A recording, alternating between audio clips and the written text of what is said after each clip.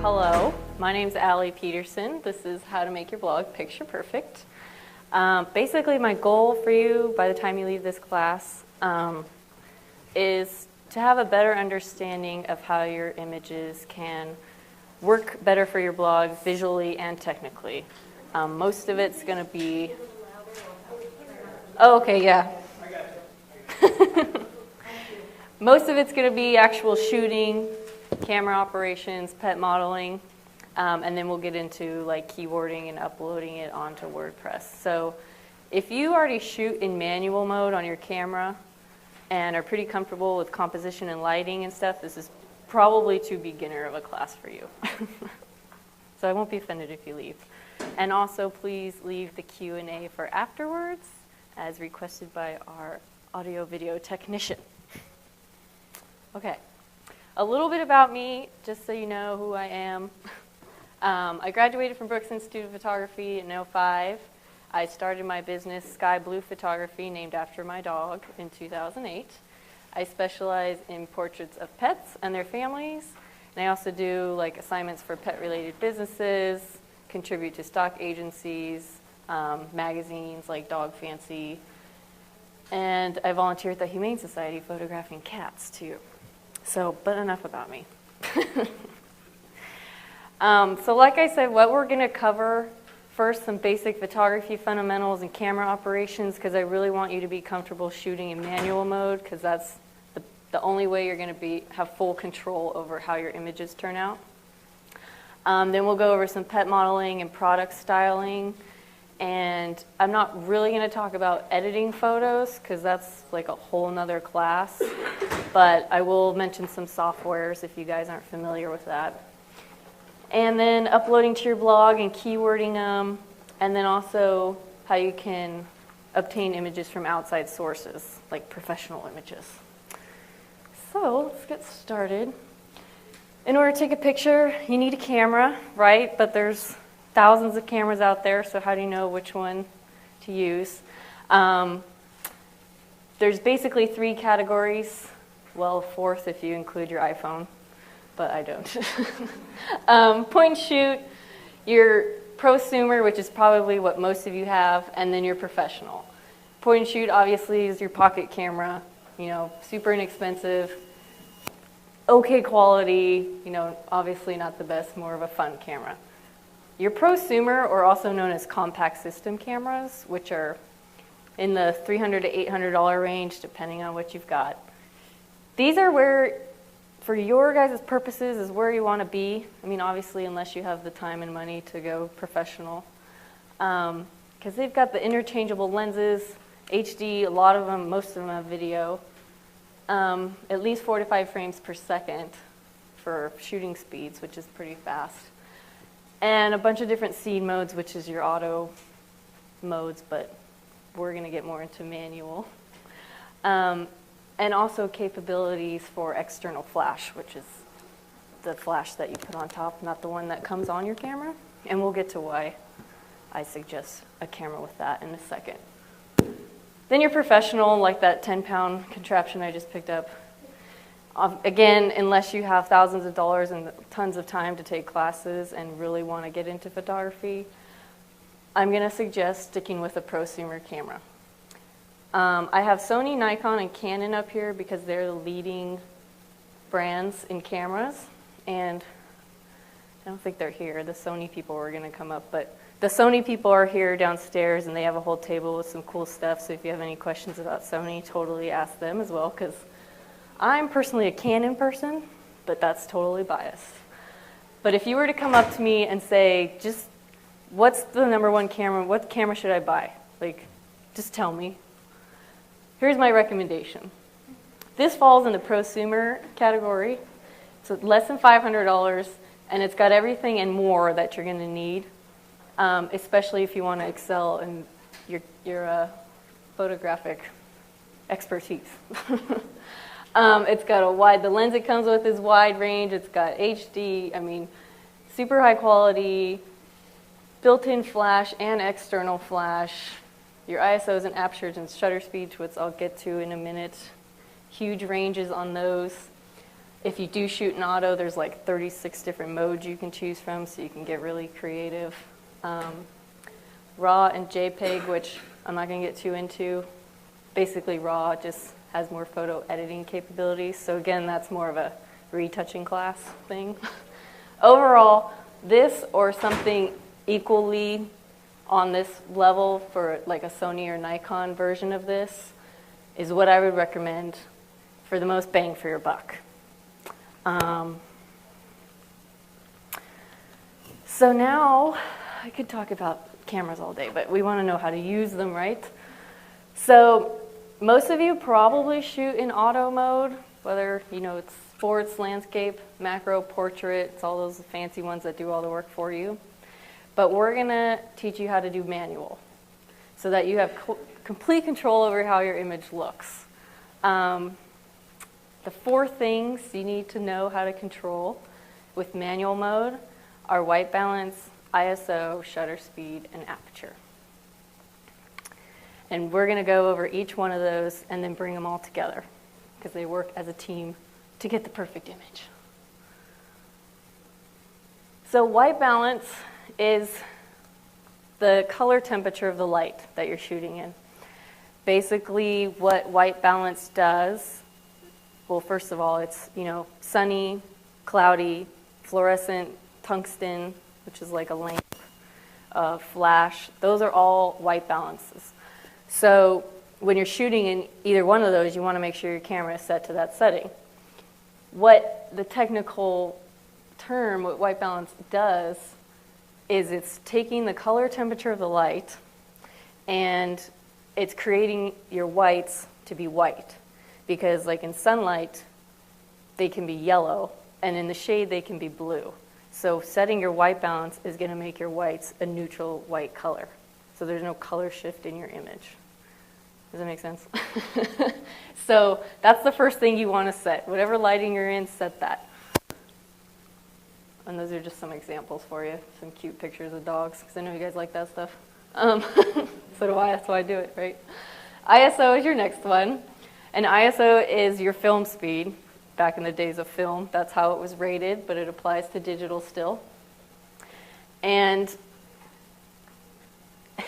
it's basically the sensitivity of your film. I'm trying to explain this in like the most layman terms I can because it can get really scientific, but ISO ranges from about 200 to some professional cameras get up to like 100,000.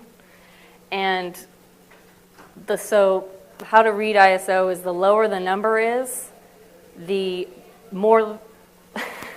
brighter your situation. It's going to let in less light the lower the number is. So if you're shooting out in the sun, you're going to have a lower ISO because it's already bright enough. You don't need to let that much light in. With a higher number is for low light situations because it needs to let in more light on the film. So like in this instance, I'm only at 250 for outside, and then I had to go up to 800 when I went indoors. Does that make sense? One rule with ISO, there's the Sony people. I already mentioned you guys. There's the Sony people. Now I forgot what I was saying. One of the rules with ISO, now with digital especially, is that you want to stay as low on the number as you can because the higher you get, the more noise, digital noise you get, which is what used to be film grain. And does anyone not know what digital noise is? It's like the colored pixels that you see specifically in low light situations and dark areas. You start to see like spots of color and kind of looks like pixels, but like it's noise basically. So staying at a lower ISO is going to keep the noise level down. Just as a rule of thumb there. Am I talking loud enough? Sorry. Okay. Shutter speed is your next one. Shutter speed is basically the speed of your shutter. It's how a camera works is it opens the shutter and closes, and that's when it sees the light to the film. They range from like 30 seconds to 1/8,000th of a second. Again, it depends on your camera.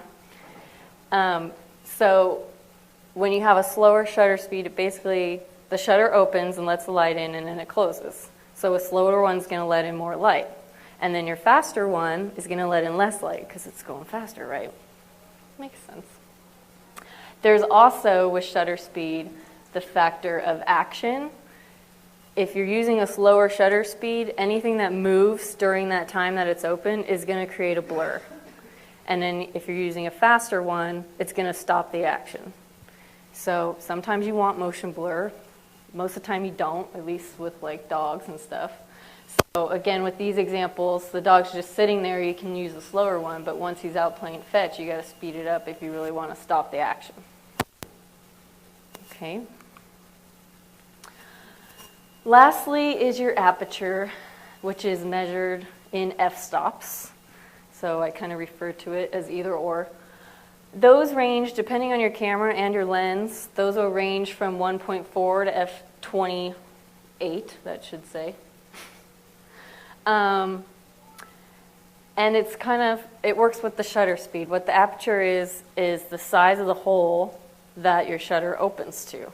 So the lower number the f-stop, the bigger the hole, which lets in more light. Make sense? And the higher the number, the f-stop, the smaller the hole and lets in less light. Also with aperture, it controls your depth of field. So your lower aperture number with the bigger aperture opening creates less depth of field, which is the area that's in focus. So when you see images like this, where there's a lot of stuff out of focus and basically just the face, you're using a lower aperture. And when you see one where it's like a landscape or a lot more is in focus, you're using a higher aperture. I'm sorry, could you repeat that again, please? Just the lower the aperture, the more focus is in? No. Well, the lower the number Right. creates less depth of field, so there's less in focus. Okay, thank you. The higher the number, the more in focus. I know, there's so much to every little thing. Okay, so now we're going to put all four of them together to create the image that we want to create. First, and this is where lighting and composition comes in. If you guys haven't noticed, I don't know how you do the little thingy. Oops. Oh. Right here, I've put these little like footnotes of how exactly the setting and the lighting situation of how I got each of these shots in case you're curious.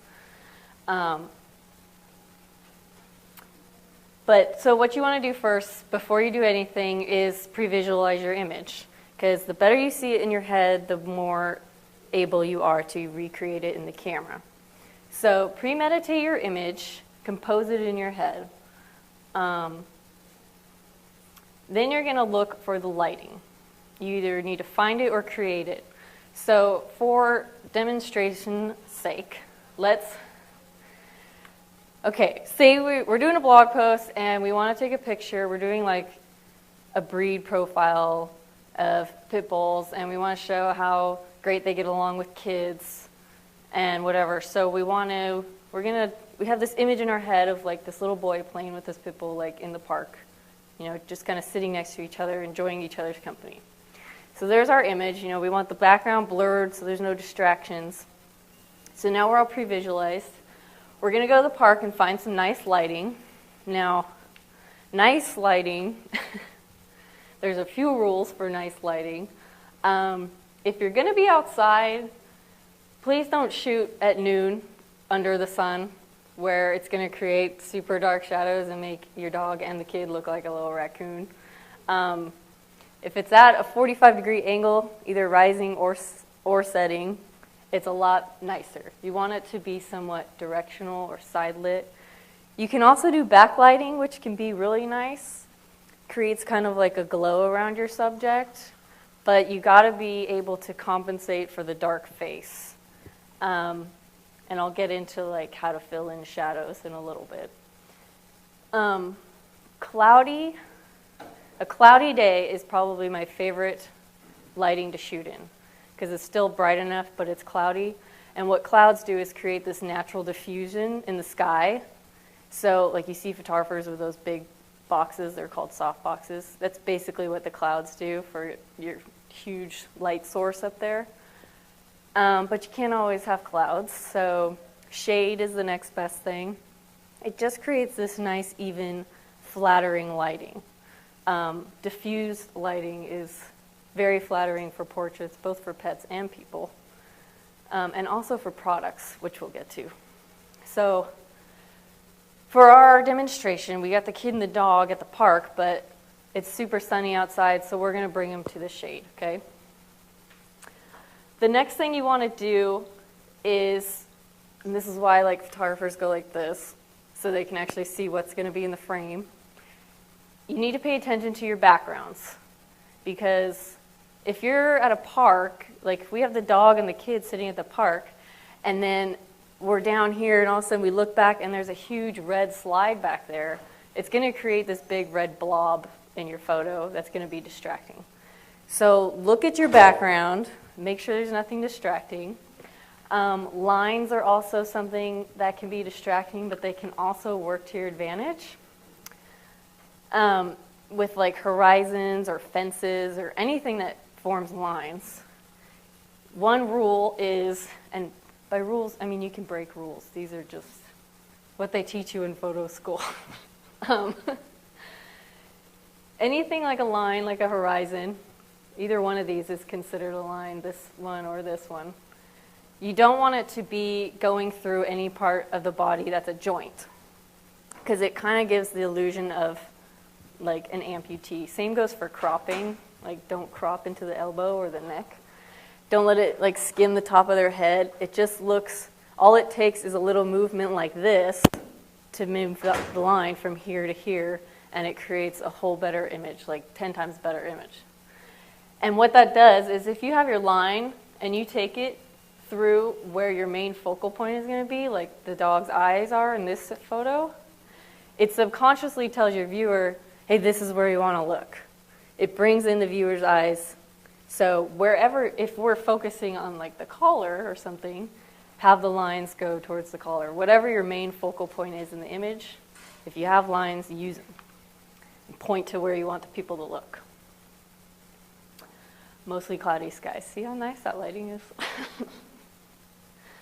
This is my cheat sheet, and this is how we're going to bring all four, the ISO, the white balance, the shutter, and the aperture all together. Again, if you guys give me your emails, I can email you this presentation and you'll have this cheat sheet available because it's very helpful. So there's your white balances. They have their nice, most cameras have these little pictures on them.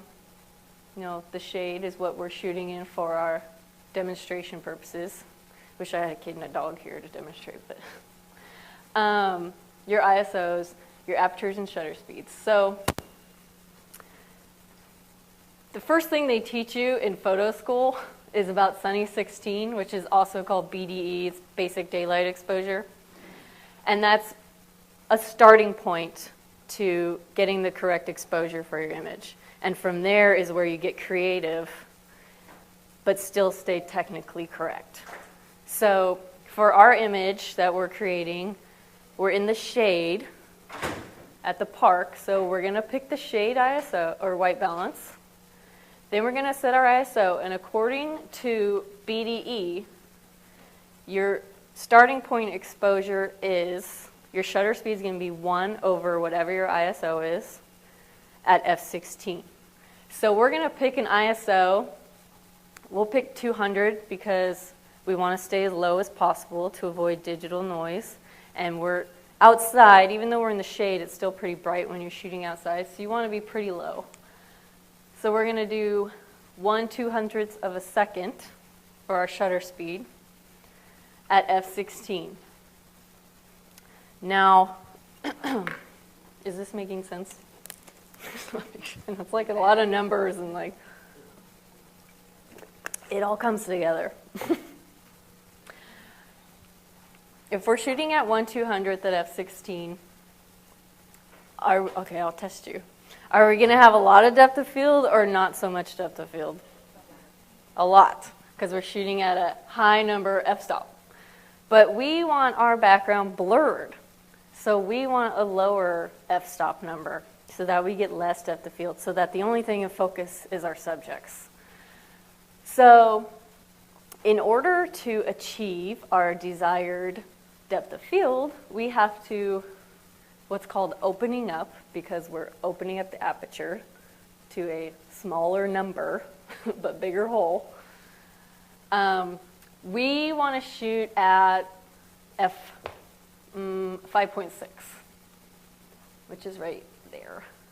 So on the scale, 5.6 is, that's supposed to be, oh, it is 16. 3 steps, or 3 stops, open from f16. So it goes to 22 to 8 to 5.6.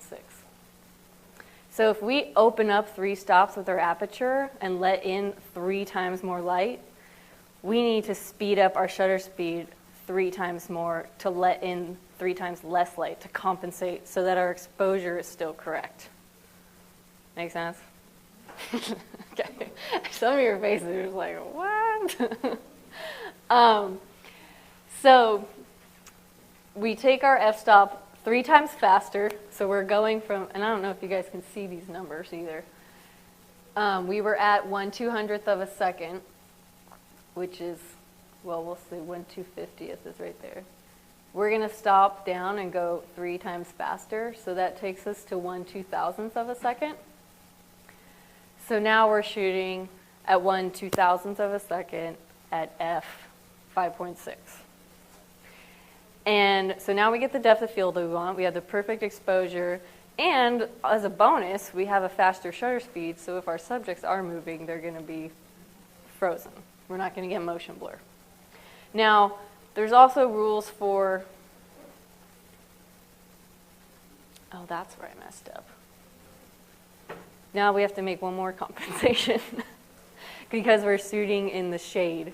So we need to open up over here. I don't know if it says it over here, but generally it's like 3 more stops, 2 to 3 stops. It kind of depends on your camera. Again, camera's all different and you kind of have to compensate a stop either up or down. Like my camera always underexposes things, so start with the formula, get to the creative exposure you want, and then adjust for your camera if it needs to be adjusted for. But if we're shooting in the shade, so right now we're at 1/2000th of a second and at 5.6, we're going to have to open up another 2 stops because we're shooting in the shade. And of course, you know, to make this easy, obviously with digital cameras, you can do this and see how it looks. Like, okay, obviously it's too dark, open up some more stops.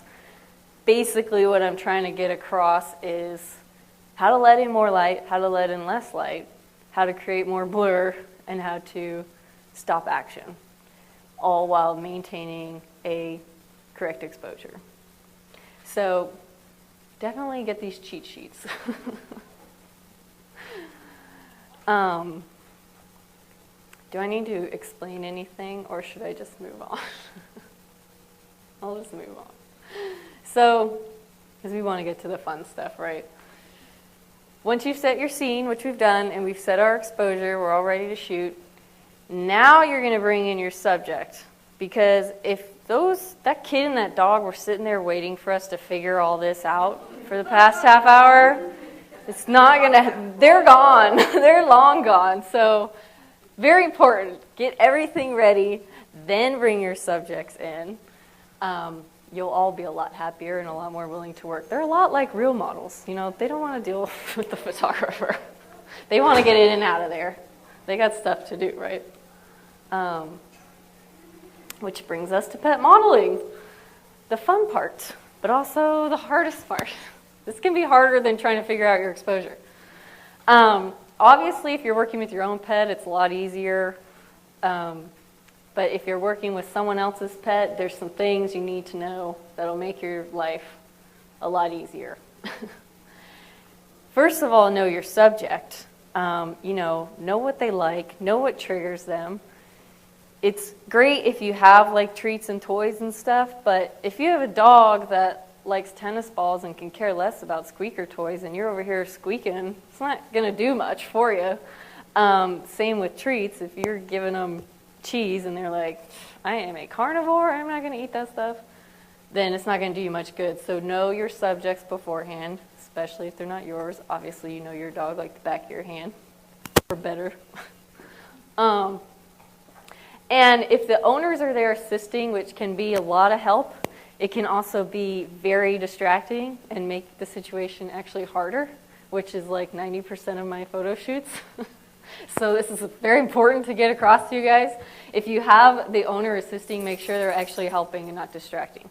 Because 90% of the time, you'll be down here trying to get your dog and your kid, and they're over here going, look at the camera, look at the camera, and you're like, the camera's over here, though. So it's great when they want to help. I mean, literally, I'll pull people and be like, you gotta get over here. So make sure they're helping. Otherwise, your dog's just like, what am I looking at? But there is one thing that you absolutely have to have, no question, is if you don't have it, well, I hope you have good luck, because it's a very, very, very important tool to have in your toolbox. I'm going to make you wait for it. It's very important. That was my joke of the day. Okay. Patience. If you don't have patience to shoot these animals, even kids too, the same. I mean, you just, good luck, really. You mean you'll need it, because do you think this image took me 30 seconds? Try like 15 minutes. Yeah. This picture, it had 3 of us working for 15 minutes straight just to get this one shot. And, you know, again, with the owners, 90% of the time, they'll give up within 2 minutes. So you got to be the one that's like, no, we're going to get this if it takes me all day. Well, not all day, but you know what I mean. I mean, we had the mom over there. She had all the dogs on the couch, and they're jumping off, and she's throwing them back on, and then trying to get out of the frame, and then she's throwing the other one on, and then jumping out of the frame. And I'm across the room over here trying to shoot, and the dad's over here going, for 15 minutes straight. And they're like, we give up. I'm like, we're going to get it. But the one most important thing is that goes in hand with patience is you have to be ready. Because if I'm sitting there and I'm like, oh, crap, I didn't focus, or, oh, I should have done this, and they all looked at me, and I totally missed the shot, well, then it's probably not going to happen again, and you might as well move on. So have patience and be ready for that shot, because it will come, but it's probably only going to come once, in my experience anyways. Okay. So I know a lot of you shoot products too. You do like product reviews, or you sell your own products. So I wanted to touch on that a little bit. Basically, with products, the key is to keep it clean and simple. Well lit, clean, simple. That doesn't necessarily mean you just put it on a white background and have it be super boring. I mean, that works for like online stores and stuff, like thumbnail images. But if you're blogging about a product and you want to like, you're really talking about it and hyping it up, give it a little something extra, I mean, without overdoing it, and show what's important. In this example, Lynn from Happy Whiskers gave me some cookies to shoot for her, and I could have just shot the box of cookies, but the customer isn't buying the box, they're buying what's inside, right? So take the cookies out of the box, you know, take the food out of the can, show what they're actually buying, not just the packaging. So I put it on this nice little table. You know, it's simple. It's just lit with window light and bounced flash, which I'll get to in a second. And then I put the business card in there to kind of give a size reference. Because something like dog treats, I mean, they can be this big and they can be this big. So definitely want to give it some sort of size reference and just really show what it is. I mean, my main focus was right here. You can't really tell on the screen, but, and then these are a little bit softer just to give it a little aesthetic. I don't know how to say that. Aesthetic. The other thing with product shots is there's the product shot, and then there's the lifestyle shot of the product being used or eaten or whatever it is. You want to demonstrate the use of it. So I got my 3 dogs in there. And I gave him the cookies and showed how delicious these cookies are. I mean, Utah in the middle here is like in dream world because they're so delicious. He's just like, these are so good. And the other two are just chomping away. So obviously that tells me, well, these cookies must be really good. The dogs sure do enjoy them. So try to show the use of the product, why the customer wants to buy it, how it's going to benefit them. Same with this example. I shot some shampoo. That's Sky, by the way, that my business is named after. That's the Sky Blue. So I shot this shampoo, and again, I could have just put it on a white backdrop, but by putting it in the actual bathhouse at this dog pet store, it just puts it in its own environment. It helps the customer visualize what it would look like in their bathtub, and just gives it a little something more without overdoing it. And then the lifestyle shots, you know, look, she loves this shampoo. She's having a great time in the bath. And look how pretty and shiny she is. It's like, hey, I'll buy that shampoo. Looks good. So, and again, this is with bounced flash. Okay, before I get to editing real quick, I did want to talk about bounced flash because it's one of those things that I see, no offense, but all you guys, most of you guys, shooting like this, straight on. Well, and that's mainly because you have cameras that have flashes like this, right? Built-in flash, you only have one direction to choose from. Okay, I'll let it slide. But that's why I recommend a camera that has one of these little brackets for the option of an external flash, because this can be your best friend, and this can be your worst enemy. So, and you don't have to, I mean, this is a professional quality one that's a lot more pricey. They have cheaper ones that you can get. And basically with bounced flash, instead of shooting straight on and getting the harsh shadows behind and the red and green eyes and the dog like this, bouncing the flash is the only way I shoot flash. It's great for indoors. Well, obviously, you don't really use it outdoors because there's nothing to bounce off. This guy. But what it does is it's bouncing off the ceiling or the wall if you're shooting it, if you want it a little more directional from the side. Any surface you want to bounce it off, it comes bounced more as a diffused light. So it just creates that more flattering diffused lighting like the clouds and the shade. But you're inside, obviously, most of the time, like this wouldn't even be enough light. You'd have to use a flash. So every single image I've used with flash has been bounce flash. Sometimes there's a little window light mixed in. In this case, there were no windows in there. But does that look like I shot it with a flash? I mean, not really, not head on, definitely, yes.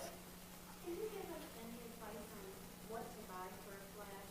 You mentioned you don't have to go pro, but to go in an amateur. What do I look for? Do you have that? Oh no, yours is more. Mine is pretty expensive. I think it's like $400. Yeah. I don't know. Yeah, like ones like that size. 430, yeah. 130 DX2, what's the brand name? Yeah.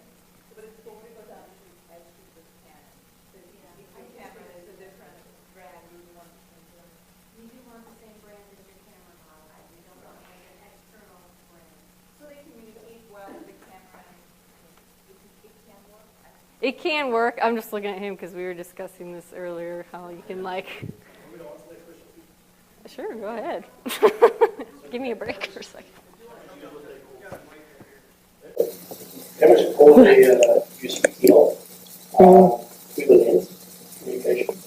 And what it does is it's basically communicated with the scene. This is the light that I've seen. Camera attached to it. I've got the camera set to a certain power, or you have a desired outcome. You're talking about exposure. If I want my exposure to be 0 or a third stop or -3 or whatever I want my dog to be, I'm going to tell the camera with the flash when to fire and how much to fire. Now, third-party flashes, although they can fit on other cameras, typically require you to make that decision. So there's calculations that you need to make. Use your own camera brand's flash. It's built for that camera, and it works perfectly with that camera. If you use third-party flashes, some of them do a fairly good job, but most of the time you have to shoot it manual, and you have to do a calculation to say, if I'm shooting at this shutter speed, and this aperture, and this ISO, then I need to set my flash to this. All that stuff that had you guys all glazed over earlier. Yeah, just stick with the same brand. Keep it easy. Every brand has flashes ranging from, you have them from about $200 to $800 flash. It is a big range. I would say, if I can say, look for a flash that can bounce. That's the whole point of getting an external flash, is to have one that you can control the direction of it. Because, I mean, it also gives it more power and light, but yes. The flash that I use for my manual and 81, that's a big top, but it does have the swivel. Now, is there any difference in terms of if I'm using it with a digital camera than it is with my manual? How old is it? 81. 81. Because I have an FTV, which is completely metal, which is, I don't know, 1960, so maybe the 81 is 70, 72. Wow. You have a multiple flash from 1965, and it's still working this camera. Yeah, So, that's crazy. That's okay.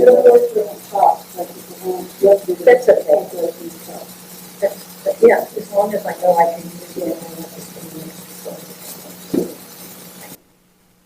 Yeah, they tend to be pretty, as much as they upgrade cameras and stuff, they tend to, you know, they're not like Apple where they change all their plugs so that you need to buy all new plugs and stuff to charge your phone. Okay, off topic. Oh, so anyways, so does bounce flash make sense? Well, how it creates more diffuse lighting and why I highly recommend getting an external flash. And TTL, like you mentioned, it's primarily what I shoot in. It's just a setting on your flash that pretty much does the thinking for you. I'm not going to make you go that manual. Question for you. Yes. So if you're using a external flash and bouncing the flash, are there also, and maybe this depends on the situation, but would you also recommend then having supplemental diffused light if you're shooting indoors? Let's say you're shooting a portrait of your staff members or something like that. Is it beneficial to have both, or is that overkill, or can you really get by with one? The good thing about, like with flash, if you're using window light in itself can be nice enough, and then you can use the flash to sort of fill in the shadows, whether you bounce it off the ceiling or the wall.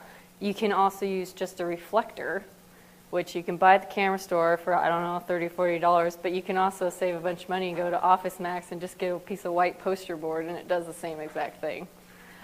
Basically, anything big white surface is going to bounce light off, and you just direct it at your shadows. One thing about that is, though, you have to be careful that the surface you're bouncing off is actually white or some version of white, because if you're bouncing off like a red wall, it's going to come back as red light. And then you're going, unless you want to be all artsy-fartsy, you're going to have like some red, blue, color cast. But yeah, reflectors are like the easy, because even reflectors will reflect window light. Like if I was to shoot you right now, it's pretty nicely lit, but I can bring in a white reflector on this side and make it a little more even. Does that make sense? I didn't really touch on reflectors, I guess, because I don't really use them that much with pets, because it's holding a reflector and trying to shoot is not that easy.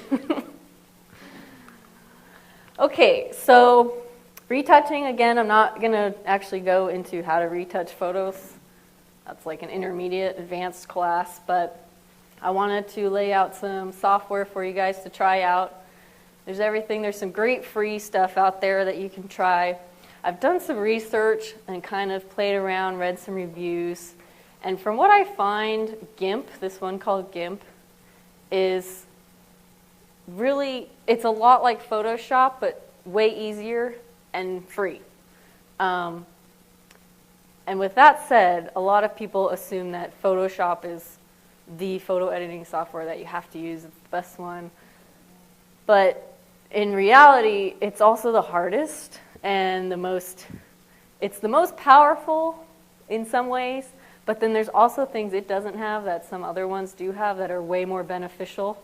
Because, I mean, even I only probably use 15% of the tools available in Photoshop because there's just endless possibilities what you can do. So unless you got a lot of time to take a lot of classes and you really want to get into editing, stick with either GIMP's a good free one, or if you want to pay a little more, Photoshop Elements is a good, easier to learn version of Photoshop. It's still limited on some things, but you know there are really good manual adjustments you can do and like effects and stuff like that. But if I was to recommend a software for you to use, and this is actually what the majority of professional photographers use, which is surprising for how much less it costs than Photoshop. Adobe Lightroom is a phenomenal photo editing software. You can do like super large manual adjustments. It's got a very user-friendly interface that you can totally customize. It's self-contained organizational tools. It's got keywording, and which we'll get to in a second. And you can do a slideshow presentation. I mean, it's got all kinds of fun stuff and like presets that you can download offline if you want to try to do like artsy stuff. And it's only like, depending on where you get it, it's only $100 to $150. Although I did hear a rumor that they're going to start doing like a monthly subscription thing. It started? How much is it? $10 a month, so there will be no more one-time cost. Okay. So, but so I guess after a while it ends up being the same as Photoshop, but it's upgraded so much that Photoshop you end up buying, I mean, even the upgrades are pricey. So if there's one software I'm going to recommend, it's Lightroom if you really want to have control over editing. It's what I use and all of my photographer friends use. Like 80 to 90% of our editing is done in Lightroom, and then we'll maybe tweak a little thing in Photoshop, but Lightroom's a great tool. Which brings us to watermarking, and I'll show you watermarking in Lightroom after this, after I explain why you should watermark. How are we on time? Oh, I didn't start my timer.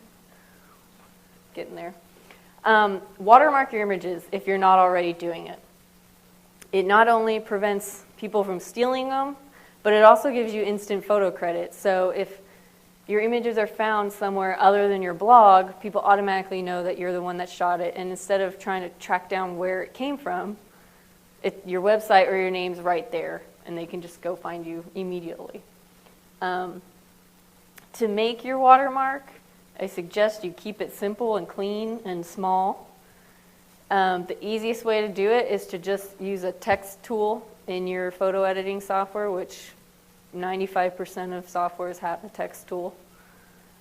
Just use like a white font, turn the opacity down so it's not super bright, and put it up in the corner. You can put it in the middle, but just make sure it's not like right over their face or something.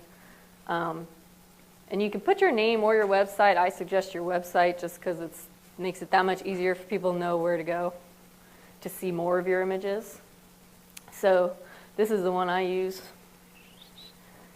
because it's just a little more creative than that, but that was still just used with a text tool. So that's why you should watermark them. If you have Lightroom, you can watermark them in Lightroom. Oh, that's keywording. Whoops. Wrong one. Sorry. And it's basically just an option in your export settings. And you just check the box that says watermark, and you create your little copyright watermark right there.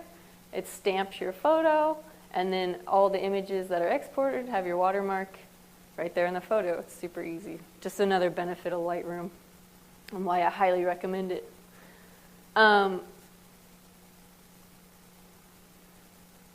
So now I need to go back because these got mixed up. The other thing that's supposed to say keywording that Lightroom does is keywording your images before you even get to WordPress. And not a lot of softwares do that. I know Photoshop doesn't. Do you guys know of any that do besides Lightroom that do keywording? I don't think so either. I think Lightroom might be the only one you can keyword your images before you even put them online, which actually embeds them into your image. So again, anywhere it's found on the web, like if you upload your image to Facebook and then you upload it to Twitter and then you put it on Flickr and on your blog, that's like 4 times more keywords that you have out there for that same image as opposed to just the one on your blog that you uploaded. So, but again, you can only do that in Lightroom. And that's how it works. Like, this is like how Lightroom looks when you're in it. So it's pretty easy. Over here is all the keywords. These are all the keywords I have on just this one photo. What's the limitation? How many keywords? I don't think there is a limit. I've never come across the limit, and I mean, look how many I don't know. I don't think there is a limit. I don't see why there really would be. Is that pulling you up in Google Images? So if you did a keyword of like brown, white, dog for this image, is that in Google Images? Is that going to be in the list then? Yeah, all of these, any of these that if someone searches, Google reads them. They're embedded in your photo. Is that what you're asking? Yeah. So, I mean, and then it keeps a whole list of any keywords that you've used, so it's easy enough just to check them off instead of even typing them all out. They make it really efficient for keywording, and it's quite nice. And then it even has like your most popular ones in their own little section too. So that's a highly powerful tool in Lightroom.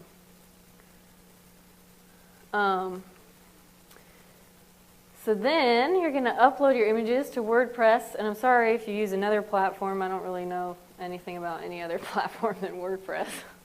But, and if you're in the last class, Pam kind of touched on this, but all these data fields that you can fill in here when you're uploading your images, you definitely should. Some of them don't matter, some of them do matter a lot. So the title doesn't really affect anything. It's kind of more for your organizational needs. You can name it whatever you want.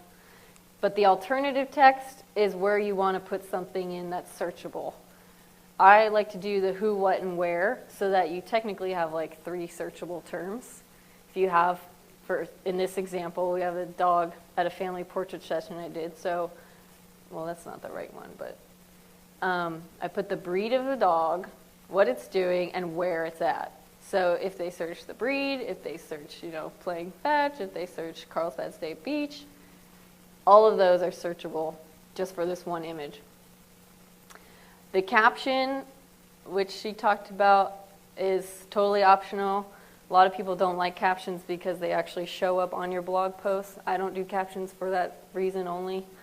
But if you do, if you can't think of a catchy caption, or you're obtaining images from outside sources, that's a good way to give photo credit because it says it right under the photo.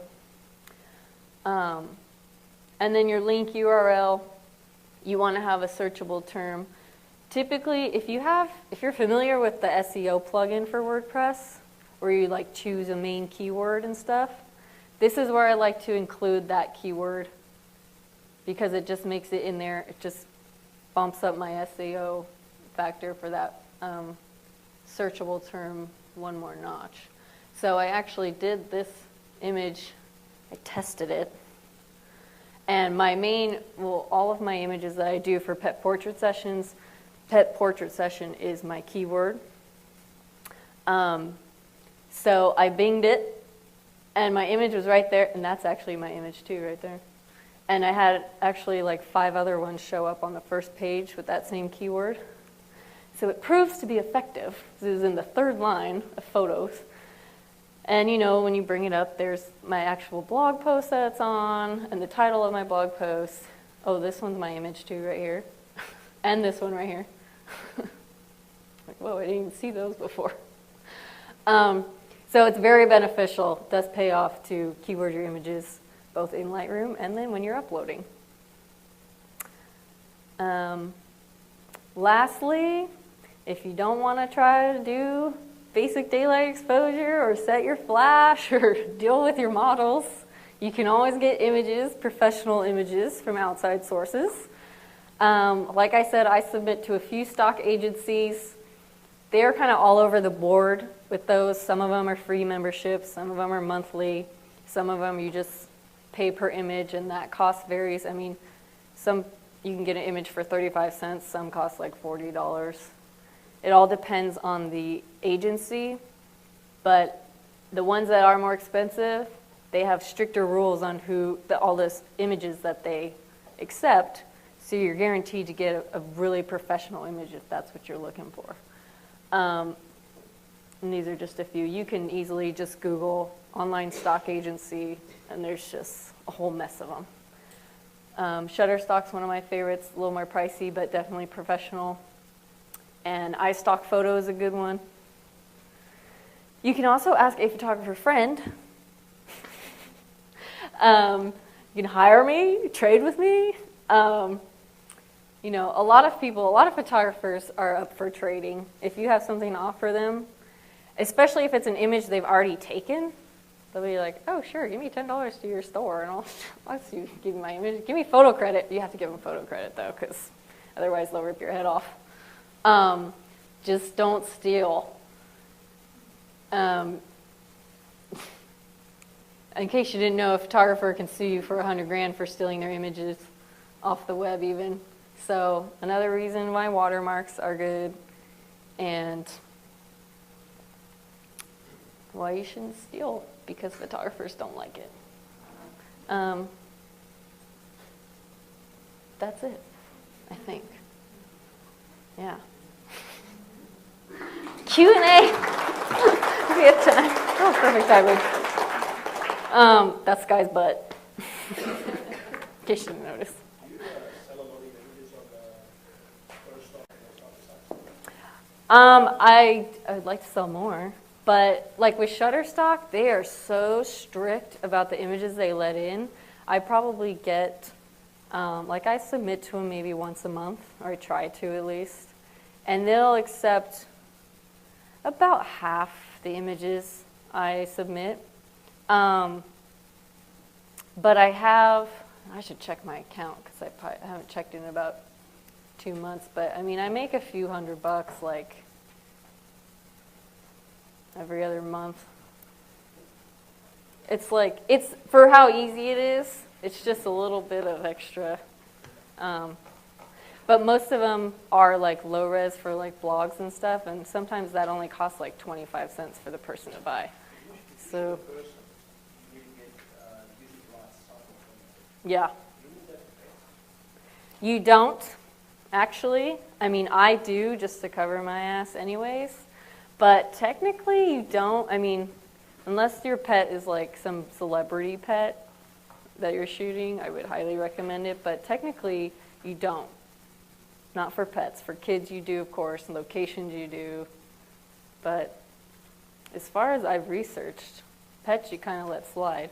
But I do it anyways. Because you should cover your ass every way you can.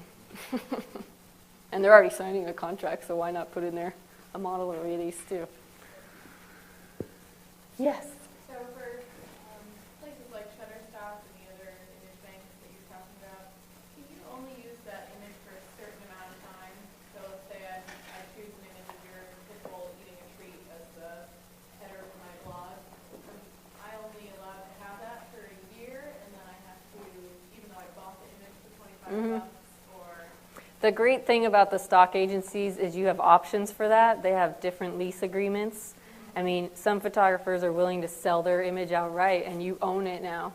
Other ways is like a certain amount of time or a certain amount of, like if you're printing something out, you can only, a certain amount of like projects, I guess, and there's different leasing agreements for every kind of use you want to do. It all just depends on what you want to use it for, but they all have options. And they all cost different prices too. So. Yes. Are you kidding me? I can't use a tripod when I got dogs running around. They're not going to stay in the frame. How do you keep everything so focused in terms of when they move? High shutter speeds. So many that, Very high shutter speeds. And exercise keeps them still, yes. Patience and super high frames per second too. I mean, if I'm shooting a dog playing fetch, I will hold that shutter down and be like, click, click, click, click, click, click, click, and 1 out of like 20 of those frames is going to be in focus. So another reason, if you're shooting animals, especially moving ones, you want to be high shutter speed and have a fast camera. So you never use a tripod? Never. It's actually getting pretty dusty, I think. I do when I shoot products sometimes. What about those ones that are just the one-legged? The monopods. I used to use those when I shot sports because those things can get heavy and they're nice. I mean, if you're doing like an agility show or something, those are great because you're kind of stationed in the same spot for a while. Those are awesome. But for me, most of the time, I'm chasing after dogs and rolling around and getting slobbered on, and I got to be basically just an extension of my arm. But monopods are great because that stuff gets heavy. Any more questions? Do you have a page on Facebook? I do. I have my cards up here. My blog is just an extension of my photography business. So I'm not like an official blogger like you guys, but I do have a blog. I have Facebook, Twitter, Pinterest, Google+. Somebody's calling me. YouTube. I got all that stuff. I'm hip.